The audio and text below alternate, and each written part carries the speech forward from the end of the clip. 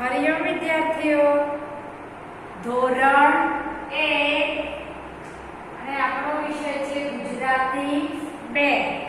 ગુજરાતી 2 માં આપણે પાઠ 1 માં એટલે કે ચાંદો સૂરજ કવિતા છે એમાં આપણે સમાનાર્થી, વિરુદ્ધાર્થી, એકવચનનું બહુવચન, જાતિ બદલો, જોડણી સુધારો તે બધું જ આડાઅવળા અક્ષર ગોઠવી એ પણ થઈ ગયું. ઉખાણા, પછી એક નિબંધ લખાવ્યો મેં, એ તમને જાતે પણ લખવાનું કીધું હતું તે તમે લખ્યો હશે, બરોબર? તો હવે આજે આપણે ગુજરાતી 2 માં પાઠ 2 આવ્યા. કયો પાઠ? 2, ચક્કી બેન ચક્કી બેન. કયો પાઠ જોઈશું આજે? ચક્કી બેન ચક્કી બેન, પાઠ 2, શાળા તત્પરતા 2, ચક્કી બેન ચક્કી બેન. તો આપણે ગુજરાતી 1 માં હવે આપણે ચાંદો સૂરજ રમતા હતા પાઠ 1 કવિતા એ જોઈશું અને અત્યારે ગુજરાતી 2 માં આપણે પાઠ 2 આવી ગયા. તો કંઈ વાંધો નહીં, કારણ કે બંને વિષય એટલે કે ગુજરાતી 1 માં તો આપણે સમજવાનું હોય બારાક્ષરી ચાલી, એ બારાક્ષરી પૂરી થાય પછી જ આપણે પુસ્તક ચાલુ કર્યું. ને ગુજરાતી 2 માં તો આપણે વ્યાકરણ અલગ જ લખવાનું હોય છે, એટલે આપણે ત્યાં પાઠ 1 તો પૂરો પણ થઈ ગયો.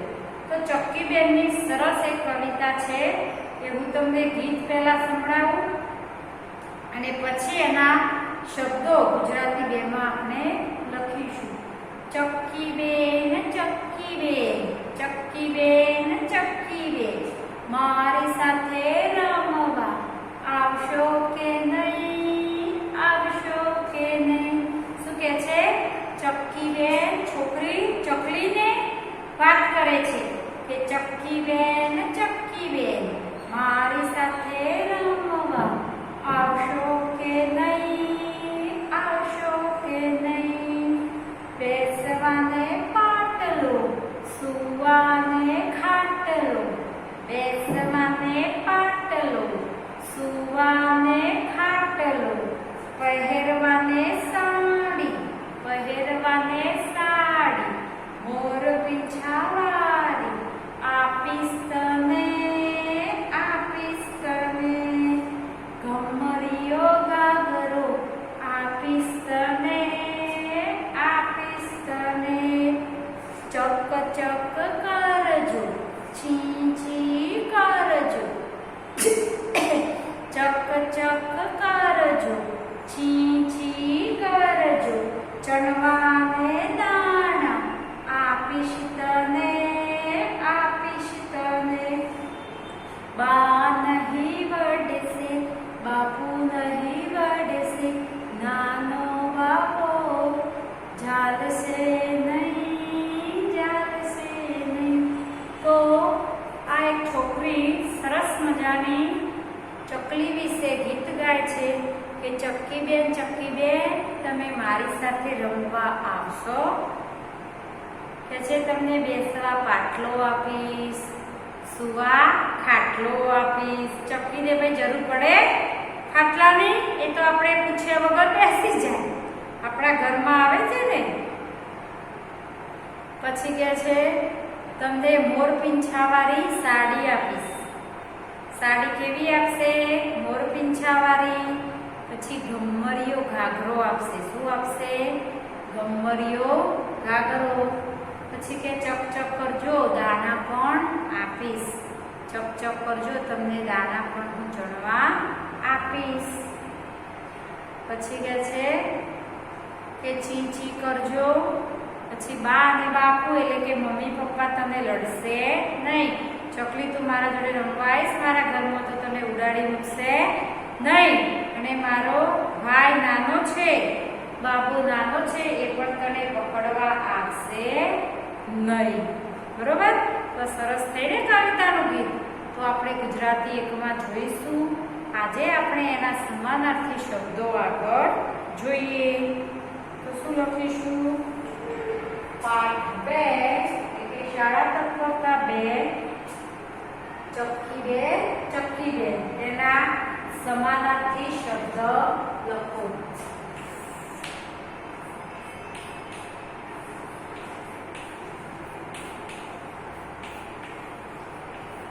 સમાનાર્થી શબ્દ લખો. સમાનાર્થી શબ્દ લખો. તો સમાનાર્થી શબ્દોમાં એક નંબર છે ચક્કી,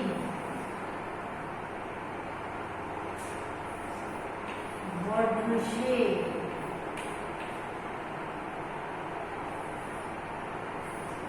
બાપુ,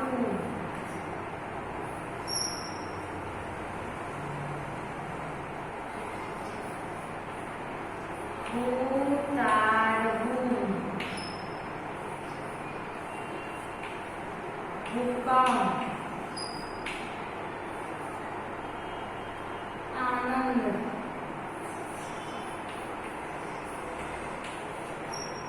અને નવાઈ. તો આ આપણા કવિતાના શબ્દો છે, એનો અર્થ આપણે બીજો લખી શકીએ. પહેલો શબ્દ છે ચક્કી, પછી વઢશે, બાપુ, ખૂતાડવું, હુકમ, આનંદ અને નવાઈ. આ ખૂતાડવું એટલે શું? તો આ કવિતામાં એક વાર્તા પણ છે. શું છે? એક વાર્તા પણ છે રાજા વિશેની. એ પણ આપણે પાઠ 2 ગુજરાતી 1 માં ચાલુ કરીશું. કે એક રાજા હોય છે, એના રાજ દરબારમાં ઘણા બધા માણસો હોય છે. તો ત્યાં એક કાગડો આવે છે. એ કાગડો કાકા કરે છે અને રાજાને ખૂબ હેરાન કરે છે. રાજાને એનો અવાજ ગમતો નથી, એટલે રાજા હેરાન થાય છે. પછી ગુસ્સે ભરાયેલો રાજા કાગડાને પોતાના સૈનિકોને કહે છે કે કાગડાને તેલની કોઠીમાં નાખો. બરોબર? પછી કહે છે કે માટીમાં એટલે ગારામાં એમાં ડુબાડી દો. શું કરો? ખૂંતાડવું. ખૂંતાડવું એટલે શું? ડુબાડવું. ખૂંતાડવું એટલે ડુબાડવું. એને અંદર ડુબાડી દો. છેવટે કાગડો તો ખુશી ખુશી પોતાની જે પણ રાજા સજા કરે છે એ ખુશી ખુશી પૂરી કરે છે. એને કશું જ થતું, કાંટામાં નાખે છે પણ કાંટા પણ એને વાગતા નથી. અને છેવટે રાજા કહે છે કે કાગડાને ઉડાડી મૂકો. કાગડાને ઉડાડી મૂકો. આ વાર્તા પણ ખૂબ સરસ છે. એ આપણે થોડી થોડી કહી, પણ પાઠ 1 માં ગુજરાતી 1 આપણે જોઈશું, એટલે હું તમને સરસ સમજાવીશ. તો સમાનાર્થી શબ્દ એક છે ચક્કી. શું છે? ચક્કી. તો ચક્કી એટલે શું? ચક્કી એટલે શું? તો ચક્કીનો બીજો અર્થ શું થાય? તો આ ચક્કી બેન છે ને, ચક્કી. તો ચક્કી એટલે કવિતામાં કોની વાત કરવામાં આવી છે? ચક્કી બેન એટલે ચકલી. છીંચી કોણ કરે? ચકલી કરે. કોણ કરે? ચકલી કરે. તેવી જ રીતે દરેક પંખીના આપણને અવાજ પણ ખ્યાલ હોય છે ને, કે ચકલી ચીંચી કરે, કાગડો કાકા કરે, કબૂતર ઘૂં ઘૂં કરે, મોર ટેહું ટેહું કરે. બરોબર? પોપટ પણ બોલે છે સીતારામ. કોઈના ઘરે પાંજરામાં પાડવામાં આવ્યો હોય તો પોપટ પણ બોલે છે. કાવર શું કરે? કલબલ કલબલ. એટલે આપણને માથું દુખાવે એટલું કાવરો બોલે. પ્રાણીઓના પણ અવાજ આપણને ખ્યાલ હોય છે. પછી આપણે ભણવામાં આગળ આવે છે એ આપણે જોઈશું. તો ચક્કી એટલે શું કહેવાય? ચકલી. ચક્કી એટલે ચકલી.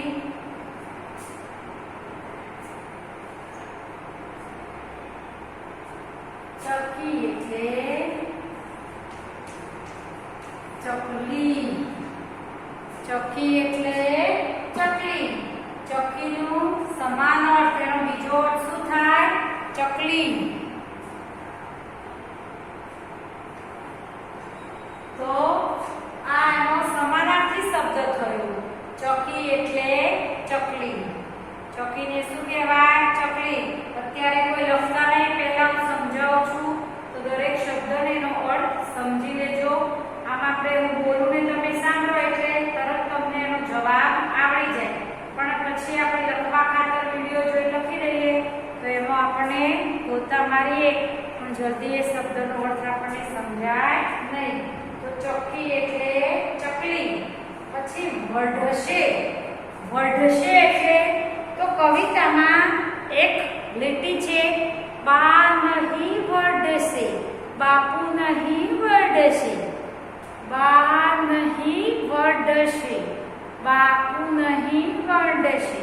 તો વઢશે એટલે શું? તો બા ને બાપુ વઢશે નહીં એટલે લડશે. વઢશે એનો અર્થ શું થાય?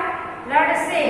કે છોકરી ચકલીને કહે છે કે બા અને બાપુ તને લડશે નહીં. બા અને બાપુ તને લડશે નહીં એટલે કે વઢશે નહીં. બરોબર? તો વઢશે એટલે લડશે. વઢશે ઢ છે, વઢશે. વઢ ના બોલતા. તમારી જોડે પાઠ્યપુસ્તક છે તો એકવાર કવિતા વાંચી લેજો, એના શબ્દો પર તમને ખ્યાલ આવી જાય. વઢશે ઢ છે, વઢશે નહીં. બા અને બાપુ વઢશે નહીં એટલે કે લડશે નહીં. છોકરી ચકલીને કહે છે કે તું મારી સાથે રમવા આવ, બા અને બાપુ તને વઢશે નહીં. વઢશે એનો અર્થ શું થાય? લડશે, ઝઘડશે. બીજો અર્થ આપણે લડશે ખબર ના એટલે કે ઝઘડો ના કરે, તને કશું બોલશે નહીં કે તું કેમ અહીંયા આવી. એટલે વઢશે નો અર્થ શું થાય? લડશે. વઢશે એટલે લડશે. વઢશે નો અર્થ લડશે. બાપુ. બા અને બાપુ તને વઢશે નહીં. તો બા એટલે કોણ? આપણે પહેલી જ કવિતામાં ચાંદો સૂરજમાં જોયું હતું કે બા એટલે મમ્મી.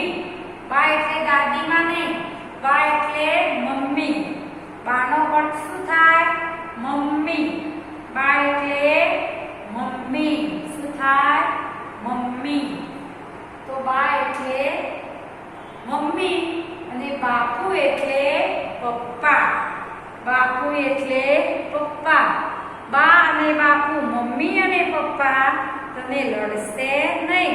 વઢશે નહીં એટલે લડશે નહીં. તો ખ્યાલ આવી ગયા ને? તો બા એટલે મમ્મી અને બાપુ એટલે પપ્પા. બાપુ એટલે પપ્પા. પપ્પાને બાપુ ના કહેતા પાછા અત્યારે ઘરે. તો બાપુ, ઓ બાપુ. બાપુ એટલે કવિતામાં બાપુ શબ્દ કોની માટે વપરાયો છે? પપ્પાને. કોની માટે? પપ્પા. તો બાપુનો અર્થ શું થાય? પપ્પા. ખૂતાડવું. ખૂતાડવું એટલે શું થાય?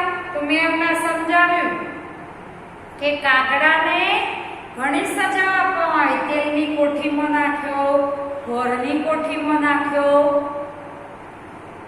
પછી કૂવામાં નાખ્યો તો તરવા માંડ્યો, પછી છેલ્લે ગારામાં એટલે કે માટીનો ગારો હતો. એટલે કે માટી હોય ને એમાં પાણી ભરો એટલે શું થાય? માટીને પાણી આમ ભેગું થઈ જાય અને એનો ગારો બને. એટલે કે કુંભાર માટલા બનાવે ને એ પહેલા માટીના જ માટલું બનાવે તો એનું વાસણ માટીનું એ માટલું કઈ રીતે તૈયાર કરે? તો એ માટીનો પહેલા ગારો બનાવે. શું કરે? ગારો બનાવે.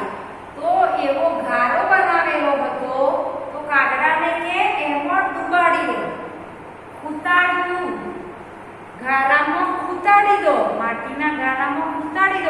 એટલે કે માટીમાં જો આપણે હવે ચોમાસામાં માટીવાળો રસ્તો હોય અને ત્યાં કીચડ થાય, જોયું છે ને, તો કીચડમાં આપણો પગ ખૂંપી જાય.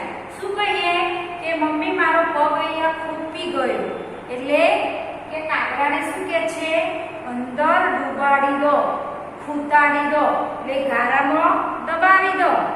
ડુબાડી દો એટલે કાગડો ઉડી શકશે નહીં. એટલે આ ખૂંટાડવું શબ્દ એ કાગડા માટે વપરાયેલો છે.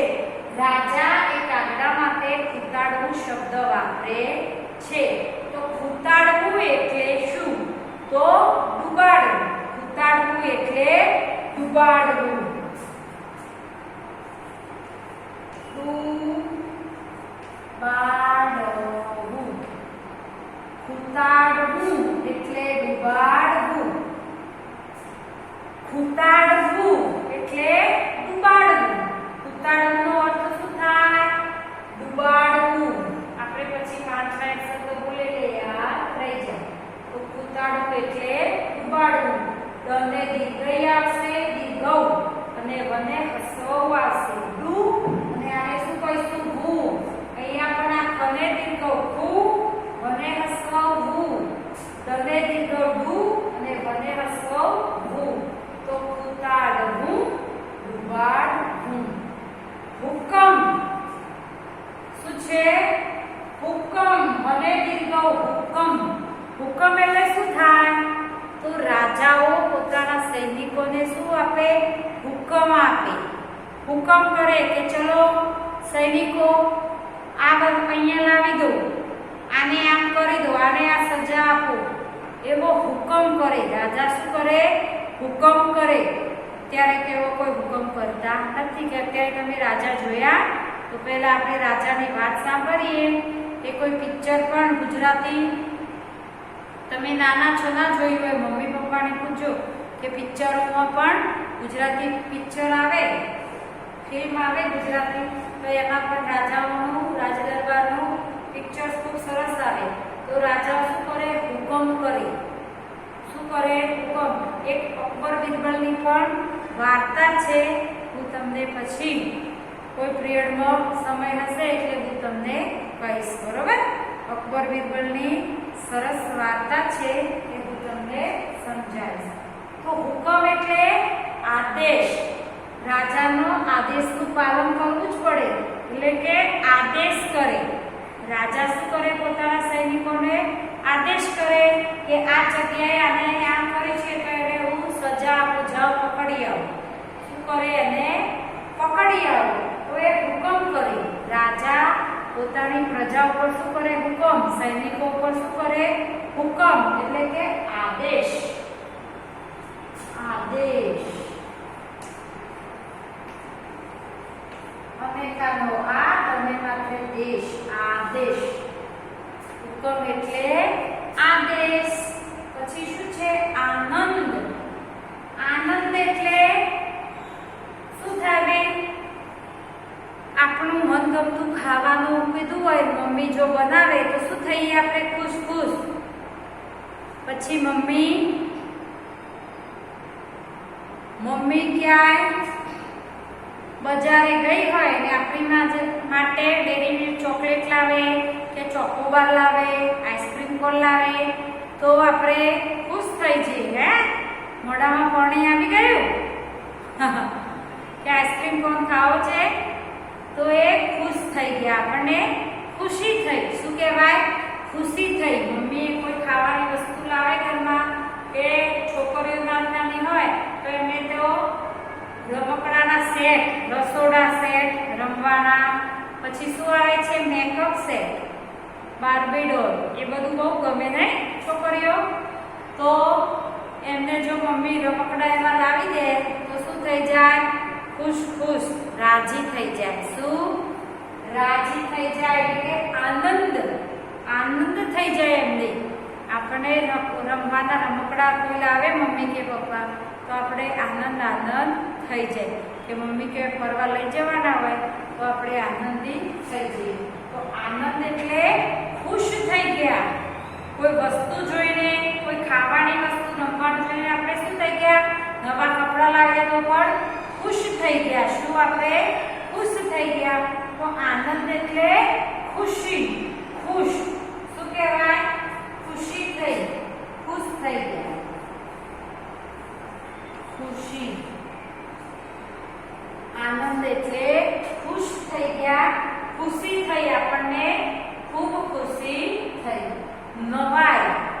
નવાઈનો અર્થ શું થાય? નવાઈનો બીજો અર્થ એટલે કે એનો સમાન અર્થ. સમાનાર્થી એટલે શું એ તો તમને હવે સમજાય ગયું છે. તો નવાઈનો સમાનાર્થી અર્થ શું થાય? તો અચરજ. નવાઈ એટલે અચરજ થાય. નવાઈ એટલે શું થાય? અચરજ. નવાઈ એટલે અચરજ. નવાઈ પામવી. નવાઈ એટલે શું?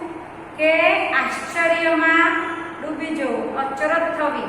આશ્ચર્ય તમને શબ્દ જ લખતા ના ફાવે એટલે અચરજ, નવાઈ લાગવી. આપણે કોઈ જગ્યાએ ફરવા ગયા હોય, પ્રાણી સંગ્રહાલયમાં જે આપણે જઈએ જોવા, એટલે કે કાંકરિયા છે આપણે અમદાવાદમાં, તો આપણે વાઘ, સિંહ એવું કઈ અહીંયા થોડા ફરતા હોય ભાઈ. એ તો ક્યાં જોવા મળે? જંગલમાં જોવા મળે. ક્યાં? જંગલમાં. પણ આપણે ત્યાં કાંકરિયામાં જઈને અહીંયા પાંજરું હોય ને ત્યાં વાઘ ફરતો હોય તો આપણને કેવું લાગે? નવાઈ. કેમ નવાઈ લાગે? કે આપણે વાઘ સામેથી જ જોયો, નજીકથી જોયો. બહાર તો કઈ આપણા જોડે આવીને આપણે બચકા ભરી શકે નહીં.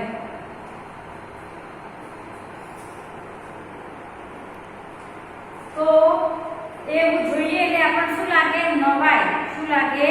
નવાઈ એટલે કે અચરજ. નવાઈ એટલે અચરજ. તો આ સમાનાર્થી શબ્દો છે. આપણે એકવાર મારી સાથે બોલી દો. ચોકી, ચકલી. ચોકી, ચકલી. બોલો તો. ચોકી, ચકલી. ચોકી એટલે ચકલી. ચોકી, ચકલી. ચોકી એટલે ચકલી.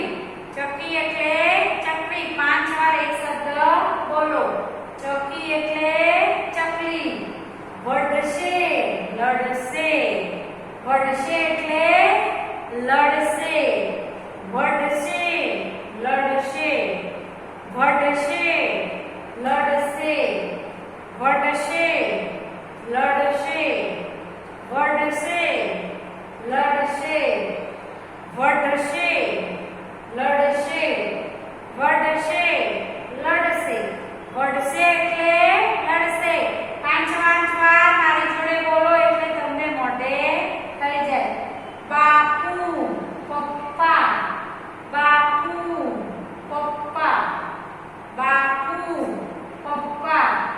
બાપુ, પપ્પા. બાપુ એટલે પપ્પા. બાપુ એટલે પપ્પા. ઉતાડવું, ડુબાડવું. ઉતાડવું તો ડુબાડવું. ઉતાડવું, ડુબાડવું. ઉતાડવું, ડુબાડવું. ઉતાડવું, ડુબાડવું. ઉતાડવું, ડુબાડવું. ઉતાડવું એટલે ડુબાડવું. હુકમ, આદેશ. હુકમ, આદેશ. હુકમ, આદેશ. હુકમ, આદેશ. હુકમ, આદેશ. હુકમ, આદેશ. હુકમ એટલે આદેશ. હુકમ કરવો એટલે આદેશ કરવો. આનંદ, ખુશી. આનંદ થવો એટલે ખુશી થવી. આનંદ થવો એટલે બહુ ખુશ થઈ જવું. આનંદ, ખુશી. આનંદ, ખુશી. આનંદ, ખુશી. આનંદ, ખુશી. નવાઈ, અચરજ. નવાઈ,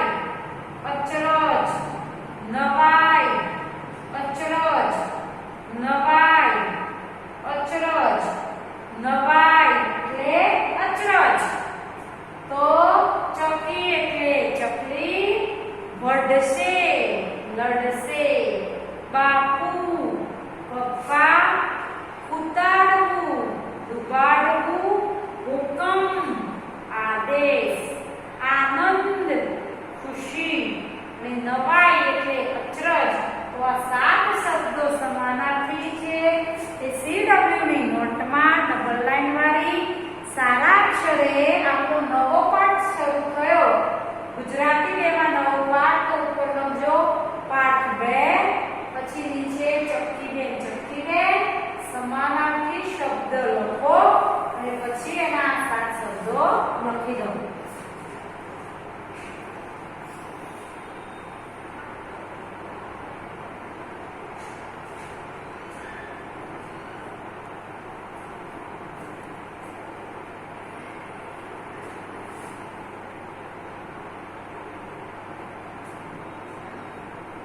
લખાઈ ગયું.